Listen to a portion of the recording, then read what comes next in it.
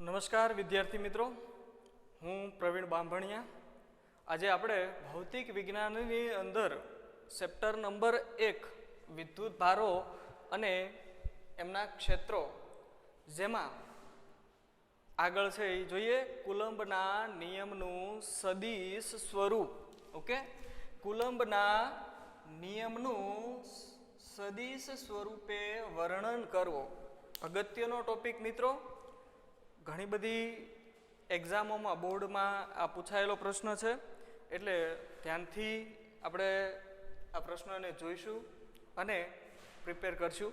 તો સૌથી પહેલાં પ્રશ્ન આવો પૂછાય કે ભાઈ કુલંબના નિયમનું સદિશ સ્વરૂપ વર્ણવો કે સમજાવો. તો આપણે મિત્રો એમાં નિયમ છે એ લખવાનો છે. નિયમ કંઈક આવો છે કે બે સ્થિર બિંદુવત વિદ્યુત ભારો વચ્ચે પ્રવર્તતું વિદ્યુત બળ તે બે વિદ્યુત ભારોના ગુણાકારના સમપ્રમાણમાં અને તેમની વચ્ચેના અંતરના વર્ગના વ્યસ્ત પ્રમાણમાં હોય છે. હવે આ જે બળ આપણે અદિશ સ્વરૂપે આગળ છે એ વર્ણન કર્યું, પણ મિત્રો યાદ રાખો કે બળ છે વિદ્યુત બળ એ સદિશ રાશિ છે. અને આપ જાણો છો કે જો કોઈ સદિશ રાશિ હોય તો તેના સંપૂર્ણ વર્ણન માટે તેના મૂલ્યની જરૂર પડે અને તેને દર્શાવવા માટે તેની દિશાની પણ જરૂર પડે છે. તો આપણે બળને સદિશ સ્વરૂપે વર્ણન કરવાનું છે. તો સદિશ સ્વરૂપે વર્ણન કરવા માટે આપણે જોઈએ કે આકૃતિ મેં અહીંયા એક દોરેલી છે, જેમાં ઉગમ બિંદુ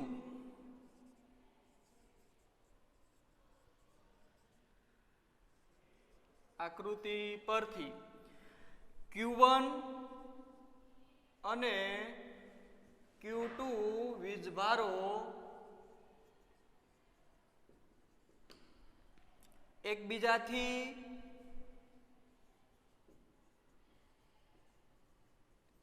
તથા ઉગમ બિંદુથી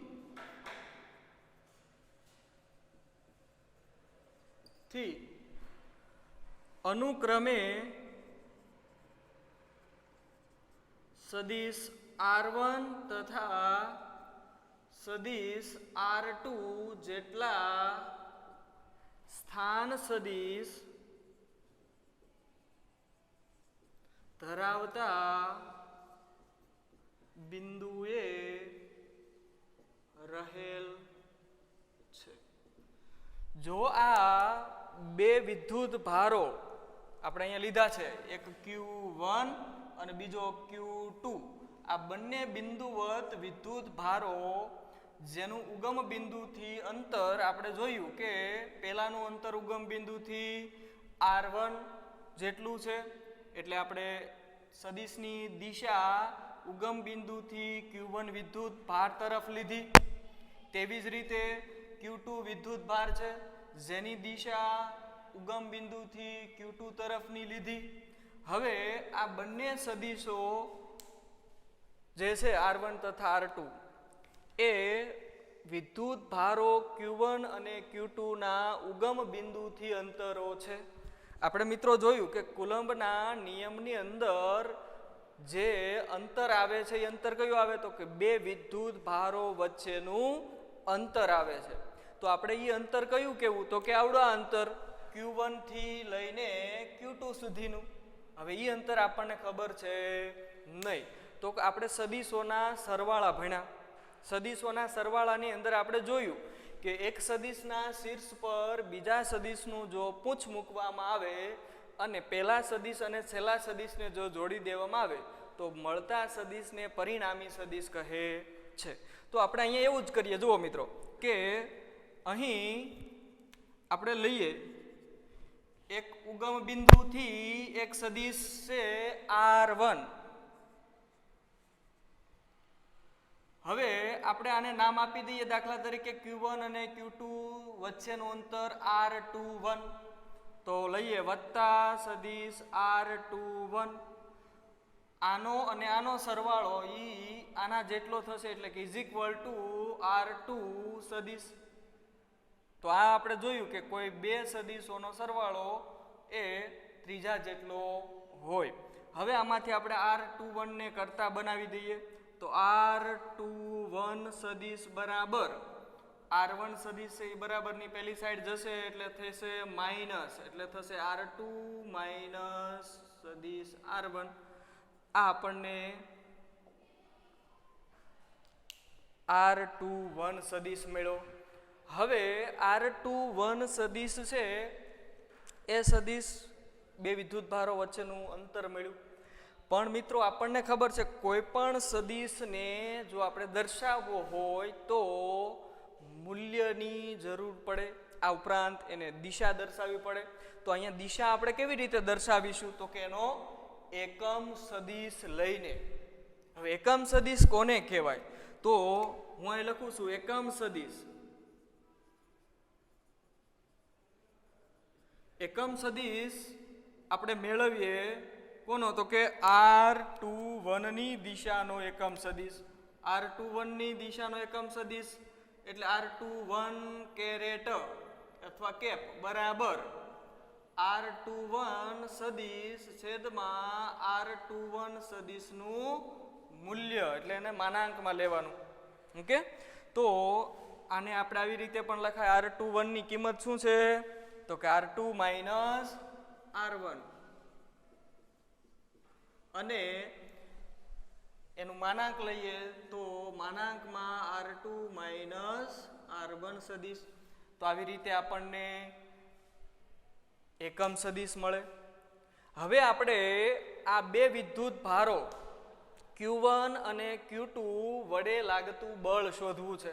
આ બળ મેળવવા માટે આપણે પ્રારંભમાં જોઈએ કે Q1 અને Q2 વચ્ચેનું માધ્યમ છે એ શૂન્ય અવકાશ છે. તો શૂન્ય અવકાશની પરમિટિવિટી લેશું. ઓકે, તો હવે આ બે વિદ્યુત ભારો વચ્ચેનું અંતર મળી ગયું. આપણે સૌપ્રથમ મેળવીશું Q1 વિદ્યુત ભાર વડે Q2 પર લાગતું બળ. ઓકે, એટલે અહીં લખું Q1 વડે Q2 પર લાગતું બળ. આ બળનું સૂત્ર મિત્રો આવું થશે કે F21. હવે 21 કેમ લીધું, તો યાદ રાખવા માટે તમે સહેલાઈથી યાદ રાખો, અહીંયા છે 2 પેલું, એટલે આને કહેવાય પર. કોના ઉપર લાગે, તો કે 2 નંબરના કણ ઉપર, કે 2 નંબરના વિદ્યુત ભાર પર બળ લાગે છે. કોના વડે લાગે છે, તો કે પહેલા નંબરના વિદ્યુત ભાર વડે.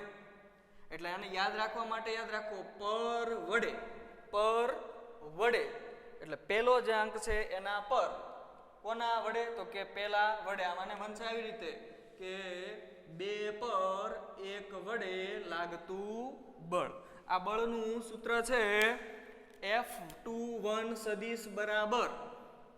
આપણે જોયું કે બે વિદ્યુત ભારો વચ્ચે જ્યારે માધ્યમ શૂન્યાવકાશ હોય તો શૂન્યાવકાશની પરમિટિવિટી આપણે લેવાય 1/4πε0 લઈને કિંમત મુકાય. એને ગુણ્યા બે વિદ્યુત ભારોના ગુણાકારોનો સમપ્રમાણમાં હોય, એટલે આપણે એના બંને વિદ્યુત ભારો Q1 અને એને ગુણ્યા Q2 છેદમાં બે વિદ્યુત ભારો વચ્ચેનું અંતર કેટલું છે, તો કે સદિશ R21. પણ એ સદિશનું શું લેવાનું, તો કે વર્ગ લેવાનો. એટલે હું અહીં લખી નાખું માનાંકમાં સદિશ R12 નો વર્ગ. જો તમે વર્ગનો માનાંક ન લખો તો પણ અહીંયા ચાલે, તો વર્ગ અહીંયા સદિશની નિશાની દર્શાવવાની છે નહીં. ઓકે, હવે મિત્રો યાદ રાખો કે આપણે આ બળને લીધો ખરો પણ દિશા દર્શાવી નથી. તો દિશા દર્શાવવા માટે મેં તમને કીધું એમ કે શું લેવું પડે, એનો એકમ સદિશ, અને એકમ સદિશ કેટલો છે તો કે સદિશ r21 કેપ. ઓકે, આ જે r1221 કેપ જે છે એ શું બતાવશે તો કે એ બળ 1 થી 2 તરફની દિશામાં લાગે છે. અહીં મિત્રો આ જે બળ લાગતું હોય એ બળની દિશા કણ 1 થી લઈને કણ 2 ના વિદ્યુત ભાર તરફની હોય છે. બીજું મિત્રો કે અહીં મેં આકૃતિમાં બંને વીજભારો Q1 અને Q2 એ કેવા લીધા છે જુઓ, આપ જોઈ શકો છો કે આ માની લો કે ધન વીજભાર હોત અને આ પણ ધન વીજભાર હોય તો બે સજાતીય વિદ્યુત ભારો, અથવા દાખલા તરીકે આ ઋણ વીજભાર હોત અને આ પણ ઋણ વીજભાર હોત તો યાદ રાખો કે જો બે ધન કે ઋણ વીજભારો હોત, એટલે કે ધન અને ધન અથવા ઋણ અને ઋણ વીજભાર જો બે એકબીજાથી આર અંતર આવેલા હોત તો આપણે યાદ રાખીએ કે જો +Q1 એને ગુણ્યા +Q2 તો જવાબ મિત્રો આવે ધન આવે. ધનને આપણે આવી રીતે લખાય Q1 ગુણ્યા Q2 > 0, એટલે કે એનો ગુણાકાર 0 કરતા મોટો છે, એટલે કે ધન છે. અને ધન જો હોય તો યાદ રાખો એ બંને વિદ્યુત ભારો વચ્ચે કયું બળ લાગે તો કે અપાકર્ષી બળ લાગે. ઓકે, બીજું જો આ વિદ્યુત ભારો ઋણ હોત એટલે કે -Q ગુણ્યા -Q2 તો જવાબ આવત ધન, માઇનસ માઇનસ પ્લસ થઈ જાત તો અહીં પણ ધન જવાબ આવે, અને એટલે એનો ગુણાકાર ધન હોય તો એમની વચ્ચે પણ કયું બળ લાગે અપાકર્ષણ બળ લાગે છે. જો બીજું કે જો બે વિદ્યુત ભારો એ વિજાતીય પ્રકારના હોય, એટલે કે એક વીજભાર ધન હોય અને બીજો વીજભાર ઋણ હોય તો યાદ રાખો કે +Q1 ગુણ્યા -Q2 તો જવાબ આવે ઋણ આવે. એક પ્લસ છે અને એક માઇનસ છે, એટલે એનો હંમેશા ગુણાકાર કેવો આવે જવાબ ઋણ આવે. અને ઋણ હોય તો યાદ રાખો એ વિદ્યુત ભારો વચ્ચે આકર્ષણ પ્રકારનું બળ લાગે છે. એવી જ રીતે તમે ધારી શકો કે દાખલા તરીકે Q1 વિદ્યુત ભાર ઋણ છે અને Q2 વિદ્યુત ભાર ધન છે તો આને આવી રીતે લખાય -Q1 ગુણ્યા +Q2 તો પણ જવાબ કેવો મિત્રો આવશે તો કે ઋણ જ આવશે. એટલે કે આવી સંજ્ઞાને આપણે દર્શાવાય Q1 ગુણ્યા Q2 < 0. આનો મતલબ એવો થાય કે એનું મૂલ્ય 0 કરતા નાનું છે, અને 0 કરતા નાનું એટલે ઋણ કહેવાય, અને ઋણ હોય તો ત્યારે એની વચ્ચે આકર્ષણ બળ લાગે છે, જે આપણે અહીં બંને નીચે દર્શાવ્યા પ્રમાણે. ઓકે ઓકે, તો આપણે કોઈ એક વિદ્યુત ભાર પર બીજા વિદ્યુત ભાર વડે બળ જોયું, જેમાં આપણે Q1 વડે Q2 વિદ્યુત ભાર પર લાગતું બળ, જેને આપણે નામ આપ્યું F21 સદિશ બરાબર 1/4πε0 Q1 Q2 છેદમાં R21 નો સ્ક્વેર. પણ મિત્રો એવું પણ બની શકે કે કણ 1 પર કણ 2 વડે બળ લાગે, એટલે કે બીજા નંબરનો જે કણ છે ઈ પહેલા નંબરના વિદ્યુત ભાર પર બળ લગાડી શકે. તો એના માટે આપણે સૂત્ર કેવી રીતે તારવવું તો જોઈએ અહીંયા મિત્રો કે મેં અહીં આકૃતિમાં ઉગમ બિંદુથી બે વિદ્યુત ભારો લીધા. એક વિદ્યુત ભારને નામ આપ્યું Q1, બીજો વિદ્યુત ભાર છે Q2. હવે આ બંને વિદ્યુત ભારો ઉગમ બિંદુઓથી અનુક્રમે દાખલા તરીકે આપણે લઈએ અહીંયા કે ઉગમ બિંદુથી Q1 વિદ્યુત ભારનું અંતર સદિશ R1 છે, તથા Q2 વિદ્યુત ભારનું ઉગમ બિંદુથી અંતર સદિશ R2 છે. તો આનો જે પરિણામી જે બળ હશે એટલે કે જે બળ લાગશે એ આપણે કોના વડે કોના પર લેવાનું છે તો કે 2 નંબરનો વિદ્યુત ભાર એટલે Q2 એના વડે Q1 પર એટલે દિશા તીરની કઈ બાજુ આવશે તો કે Q1 તરફ આગળ જે આપણે જોયું એમાં હતી તીરની નિશાની Q2 તરફ તો આપણે અહીંયા લખીએ Q2 Q1 પર Q2 વિદ્યુત ભાર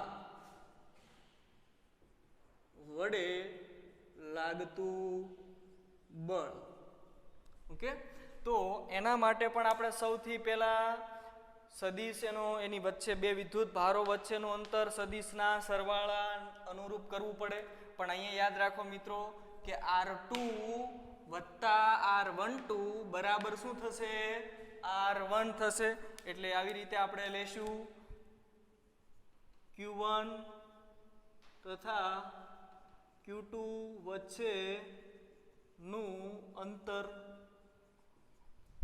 કેટલું તો કે R2 સદિશ વત્તા સદિશ R12 ઇઝ ઇક્વલ ટુ સદિશ R1 જો આમાંથી R12 ને કરતા બનાવીએ તો R12 સદિશ બરાબર થાય સદિશ R1 ઓછા સદિશ R2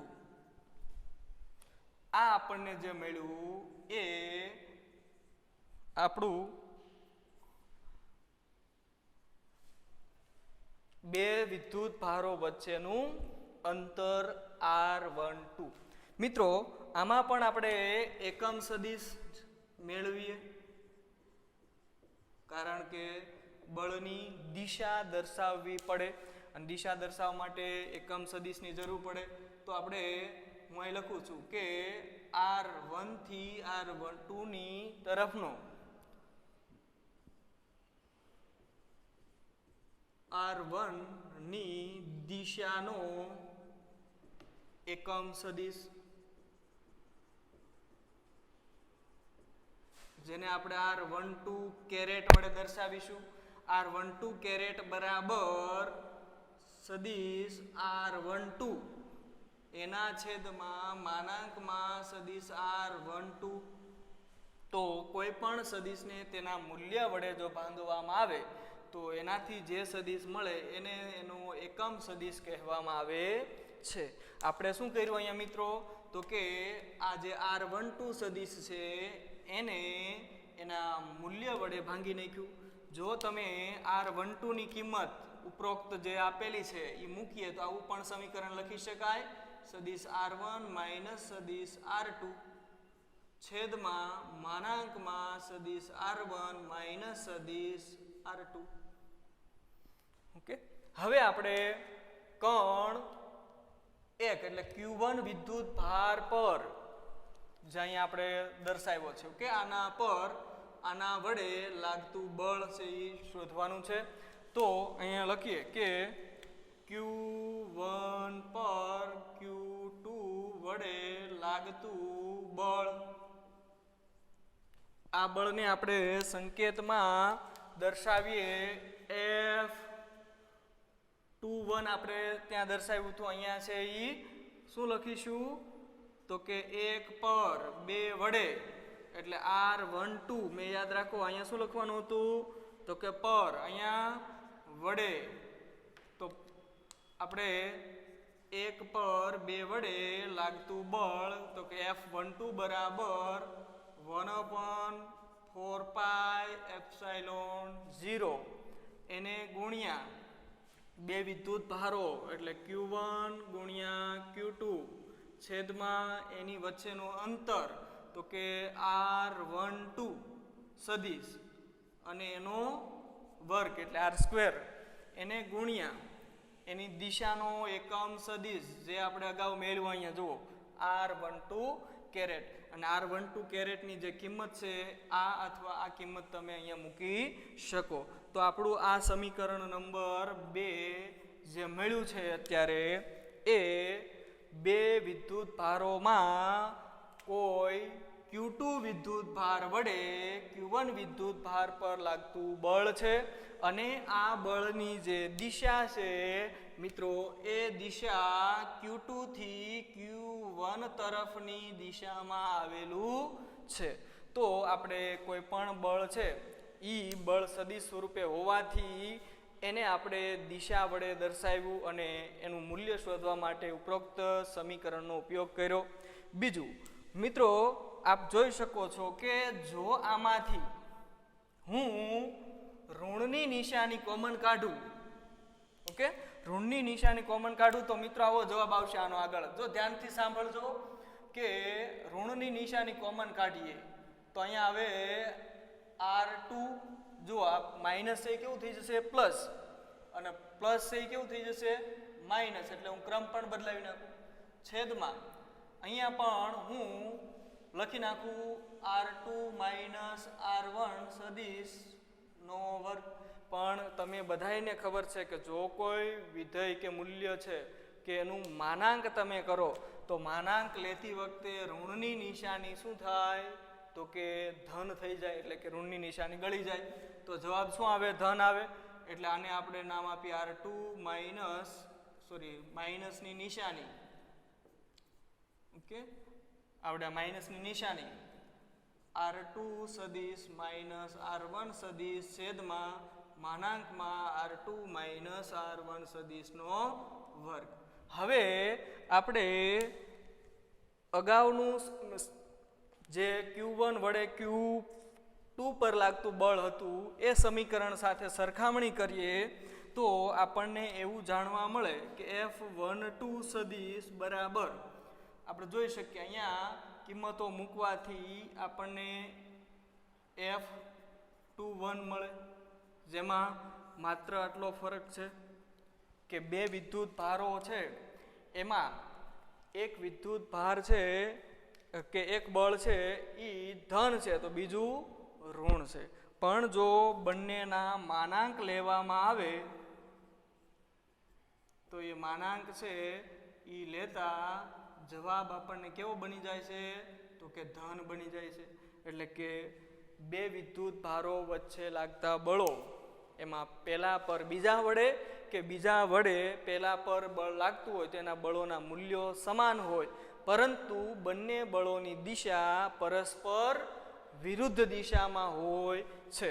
તો મારે જો આ એક જ આકૃતિમાં એ બંને નિશાનીઓ દર્શાવવી છે મિત્રો, તો હું અહીંયા દર્શાવું છું કે આ જે બળ છે એ કયું હતું તો કે F12 હતું જે આમ લાગતું હતું, અને બીજું જે બળ છે F12 આ બળ આ દિશામાં છે અને F21 એ આ દિશામાં છે. તો આ બંને બળો પરસ્પર વિરુદ્ધ દિશામાં થયા, એના મૂલ્યો સરખા છે પણ દિશાઓ કેવી છે? અલગ અલગ. એટલે અહીંયા ઋણની નિશાની આવે અને એને સાબિત કરવી હોય મિત્રો તો આપણે અહીંયા કિંમતો મૂકવાની છે. એટલે ઋણની નિશાની આવશે, ઋણની નિશાની આવે તો એ સમીકરણ 2 એ આગળના સમીકરણ જેવું. તો આપણે આ બે વિદ્યુત ભારો વચ્ચે લાગતું બળ સદિશ સ્વરૂપે જોયું મિત્રો.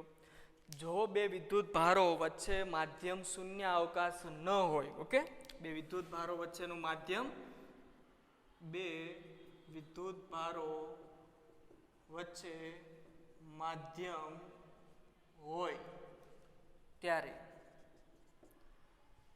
આપણે આ સિલેબસની બહાર છે પણ જોઈએ કે બે વિદ્યુત ભારો વચ્ચે કોઈ માધ્યમ મૂકી દેવામાં આવે તો આપણને ખબર છે કે બે વિદ્યુત ભારો વચ્ચે લાગતું બળ લેતી વખતે આપણે માધ્યમની પરમિટિવિટી લઈશું. કોની? તો કે માધ્યમની, જેને આપણે એપ્સાઇલોન વડે દર્શાવાય તો એપ્સાઇલોન ગુણ્યા Q1 Q2 છેદમાં R². આ માધ્યમ છે એટલે અહીંયા લખું છું FM. અગાઉ આપણે શૂન્યાવકાશ માટે બળ જોયું 1/4π એપ્સાઇલોન 0 Q1 Q2 છેદમાં R². હવે જો આપણે આ બંને બળોનો સરવાળો ભાગાકાર કરીએ, ઓકે, ભાગાકાર કરીએ તો આવી રીતે થશે F ના છેદમાં FM કરીએ એટલે કે 1/4π એપ્સાઇલોન 0 એટલે બાકીનું આપ જોઈ શકો છો કે આને ભાગ્યા કરશો એટલે Q1 Q2 ઉડી જશે, R1 સ્ક્વેર ઉડી જશે, 1/4 1/4 ઉડી જશે, વધશે 1/0 છેદમાં 1/0, તો છેદનો છેદ અંશમાં જશે એટલે એપ્સાઇલોનના છેદમાં એપ્સાઇલોન 0. તો આને કહેવામાં આવે એપ્સાઇલોન R અથવા તો એને કહેવાય K. ઓકે, હવે યાદ રાખો કે માધ્યમની પરમિટિવિટી અને શૂન્યાવકાશની પરમિટિવિટીના ગુણોત્તરને એપ્સાઇલોન R કહેવાય. એપ્સાઇલોન R ને કહેવાય સાપેક્ષ પરમિટિવિટી અને અથવા એને ડાઇલેક્ટ્રિક અચળાંક પણ કહેવામાં આવે છે. ઓકે, જેને સંકેતમાં K વડે દર્શાવવામાં આવે છે. આને કહેવાય ડાઇલેક્ટ્રિક અચળાંક. શૂન્યાવકાશ માટે ડાઇલેક્ટ્રિક અચળાંકનું મૂલ્ય 1 છે. કેટલું છે? 1 છે, એટલે કે હવા માટે. ઓકે, તો આપણે આવી રીતે કોઈ માધ્યમ જો હોય બે વિદ્યુત ભારો વચ્ચે ત્યારે એપ્સાઇલોન 0 ની જગ્યાએ માધ્યમની પરમિટિવિટી લઈ અને આ વિદ્યુત બળનું સમીકરણ છે ઉપયોગ કરી શકીએ છીએ મિત્રો. તો આ રીતે આપણે કુલંબના નિયમનું સદિશ સ્વરૂપનું વર્ણન જોયું. નમસ્કાર વિદ્યાર્થી મિત્રો, આ ચેનલ છે એને દરરોજ સબસ્ક્રાઇબ અને લાઈક કરતા રહેશો. નમસ્કાર.